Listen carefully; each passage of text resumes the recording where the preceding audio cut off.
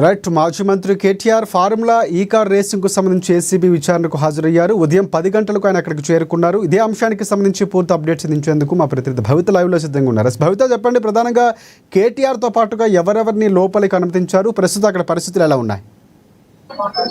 రాజశేఖర్ ఉదయం 10 గంటలకు ఎగ్జాక్ట్ గా ఏసీబీ కార్యాలయానికి చేరుకున్నారు బీఆర్ఎస్ ప్రెసిడెంట్ కేటీఆర్. కేటీఆర్ తో పాటు తన న్యాయవాది అయినటువంటి రామచంద్రరావు కూడా లోపలికి వెళ్లారు. అయితే వాళ్ళిద్దరిని అంటే అడ్వకేట్ ముందే కేటీఆర్ ని ఏసీబీ విచారిస్తుంది. అయితే ఏసీబీకి సంబంధించినటువంటి వాళ్ళ ముగ్గురు ప్రతినిధులు కేటీఆర్ ని ప్రశ్నిస్తున్నట్టుగా తెలిసింది. దాదాపు 2 గంటల పాటుగా ఈ విచారణ అయితే కొనసాగుతుంది. ఉదయం నాసింగ్ లోని తన నివాసం నుంచి డైరెక్ట్ కేటీఆర్ తన నందీనగర్ లోని తన నివాసానికి వెళ్లారు. అక్కడ దాదాపు 1 గంటకు పైగా అటు కేసీఆర్ తో పాటు ఇటు మాజీ మంత్రి హరీష్ రావు తో పాటు తన న్యాయ నిపుణుల బృందంతో చర్చించినట్టుగా తెలిసింది. అక్కడ నుంచి నేరుగా తెలంగాణ భవన్ చేరుకున్నాం. తెలంగాణ భవన్ లో కూడా కొద్దిసేపు అక్కడ ఉన్నటువంటి ప్రతినిధులతో మాట్లాడిన తర్వాత డైరెక్ట్ నేరుగా ఏసీబీ కార్యాలయం చేరుకున్నారు. అయితే ఈ రోజు ఏసీబీ కార్యాలయం దగ్గర కావచ్చు తెలంగాణ ఎక్కడికక్కడ కట్టుదిట్టమైన భద్రత ఏర్పాటు చేశారు. ఎందుకంటే గతంలో విచారణకు హాజరైనప్పుడు కొంత వాగ్వాదం చేసుకోవడం, కొంత పైన కేసులు కూడా నమోదైన సందర్భం ఉంది. అయితే ఈసారి అలాంటి ఇబ్బందులు తలెత్తకుండా ఉండేందుకు పూర్తి స్థాయిలో పోలీస్ బందోబస్తు అయితే ఏర్పాటు చేసిన సందర్భం కనబడుతుంది. అక్కడ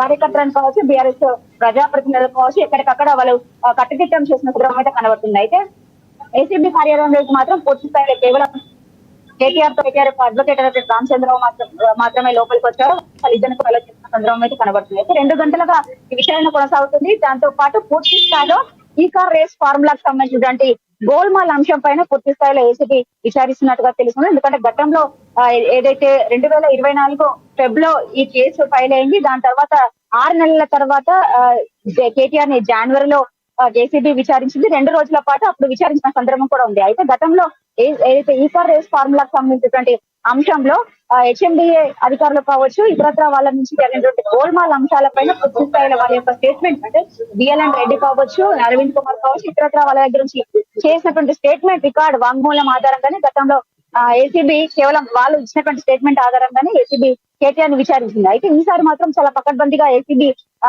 పూర్తి స్థాయిలో డాక్యుమెంటేషన్ తో పాటు 2 సార్లు ఇటు బిఎల్ఎన్ రెడ్డి కావచ్చు, అరవింద్ కుమార్ ఏసీబీ పూర్తి స్థాయిలో వాళ్ళ స్టేట్మెంట్ అంతా కూడా రికార్డ్ చేసి అంతేకాకుండా పూర్తి స్థాయి ఆధారాలతో ఈసారి కేటీఆర్ ప్రశ్నిస్తుంది. వాళ్ళు ఇచ్చినటువంటి స్టేట్మెంట్ కూడా కేటీఆర్ ముందు ఉంచి వీళ్ళని ప్రశ్నిస్తున్నట్టుగా తెలుస్తుంది. అయితే పూర్తి స్థాయిలో ఈ కార్ రేస్ ఫార్ములా నిర్వహించడానికి గల కారణాలు ఏంటి, అది నిర్వహిస్తే ఎవరికి లాభం, దానివల్ల ఎంతవరకు రాష్ట్రానికి ప్రయోజనాలు చేకూరుతాయి, ఎంతవరకు పెట్టుబడులు వస్తాయనే అంశం పైన కూడా పూర్తి స్థాయిలో వాళ్ళను క్వశ్చన్ చేస్తున్నట్టుగా తెలుస్తుంది. అంతేకాకుండా ఎఫ్ఈఓ సంస్థ ఏదైతే 2023 లో ఈ కార్ రేస్ నిర్వహించినటువంటి ఎఫ్ఈఓ సంస్థకు సంబంధించినటువంటి వాళ్ళు అంటే లెఫ్ట్ అవ్వాల్సి వచ్చింది, అంటే నెక్స్ట్ కంటిన్యూషన్ చేయకుండా వాళ్ళు ఎందుకు అంటే స్పాన్సర్స్ నుంచి తప్పుకోవాల్సి వచ్చింది అనే అంశాలపైన కూడా పూర్తి స్థాయిలో విచారిస్తున్నట్టుగా తెలుస్తుంది. అంతేకాకుండా గతంలో ఎఫ్ఈఓ సంస్థ వాళ్ళను విచారించినప్పుడు ఎఫ్ఈఓ సిఇఓ ఇచ్చినటువంటి వాంగ్మూలం కావచ్చు, ఆ సంస్థ పత్రులను విచారించినటువంటి నేపథ్యం అయితే ఉంది. వాళ్ళు ఇక్కడ అవైలబుల్ లో లేనందున లండన్ నుంచి వాళ్ళకు పూర్తి స్థాయిలో ఆన్లైన్ లో విచారించిన అంశం కూడా మనం చూస్తాం. అయితే వాళ్ళు ఇచ్చినటువంటి స్టేట్మెంట్ కూడా పూర్తి స్థాయిలో కేటీఆర్ ముందు ఉంచి వాళ్ళ దగ్గర నుంచి ఆధారాలు సేకరించి కూడా కేటీఆర్ ని ప్రశ్నిస్తున్నట్టుగా తెలుస్తుంది. అయితే ఈ కార్ రేస్ ఫార్ములాకు సంబంధించిన అంశంలో ఎందుకు నిధుల బదలాయింపు ఎలాంటి కేబినెట్ అప్రూవల్ లేకుండా జరగాల్సినటువంటి అవసరం వచ్చింది, ఎందుకు అంటే ఎఫ్ఈఓ సంస్థకు సంబంధించి ఎందుకు వాళ్ళు కంటిన్యూ చేయలేకపోయారు, వాళ్ళు ఎఫ్ఈఓ సంస్థ స్పాన్సర్ గా ఉన్నటువంటి నేపథ్యంలో వాళ్ళు నిధులు చెల్లించకుండా ఎందుకు రాష్ట్ర ప్రభుత్వం నిధుల నుంచి విదేశీ కంపెనీలకు నిధులు చెల్లించాల్సి వచ్చిందన్న అంశం పైన కూడా పూర్తి స్థాయిలో వాళ్ళు ఫోకస్ చేసినట్టుగా తెలుస్తుంది. అంతేకాకుండా ఏదైతే నిధుల బదలాయింపుకు సంబంధించి ఇటు కేబినెట్ అప్రూవల్ లేదు, ఆర్థిక శాఖ నుంచి కూడా పూర్తి స్థాయిలో అంటే వాళ్ళ దగ్గర నుంచి కూడా ఎలాంటి అప్రూవల్ లేకుండా అటు ఆర్బీఐ నుంచి అప్రూవల్ తీసుకోవాల్సి వస్తుంది.